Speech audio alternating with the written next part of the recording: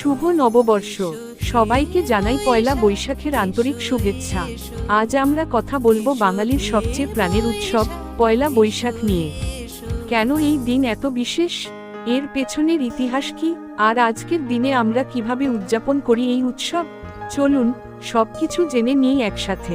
পয়লা বৈশাখ কি? পয়লা বৈশাখ হলো বাংলা বছরের প্রথম দিন। বাংলা ক্যালেন্ডারের প্রথম মাস বৈশাখ, আর তার প্রথম দিনই হলো পয়লা বৈশাখ।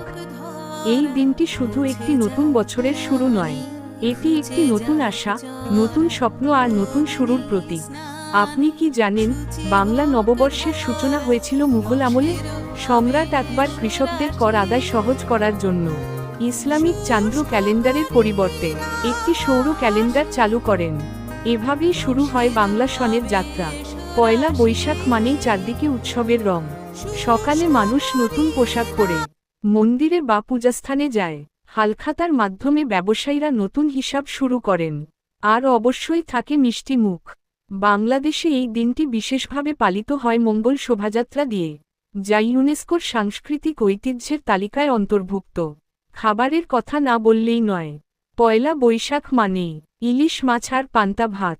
এছাড়াও থাকে রসগোল্লা, সন্দেশ, পায়েস আর নানা রকম বাঙালি খাবার। খাবারের এই বৈচিত্র্যই উৎসবকে করে তোলে আরও আনন্দময়। এসো হে বৈশাখ, এসো এসো। রবীন্দ্রনাথ ঠাকুরের এই গান ছাড়া পয়লা বৈশাখ যেন অসম্পূর্ণ। বিভিন্ন সাংস্কৃতিক অনুষ্ঠান, নাচ, গান, কবিতা আবৃত্তি সব মিলিয়ে পুরো পরিবেশ হয়ে ওঠে একদম প্রাণবন্ত। আজকের দিনে সোশ্যাল মিডিয়াতেও পয়লা বৈশাখ দারুণ জনপ্রিয়।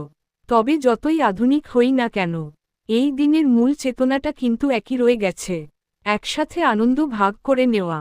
পয়লা বৈশাখ শুধু একটি দিন নয়, এটি বাঙালির পরিচয়, সংস্কৃতি আর আবেগের প্রতীক। এই দিন আমাদের শেখায় পুরনো কষ্ট ভুলে নতুন করে শুরু করতে।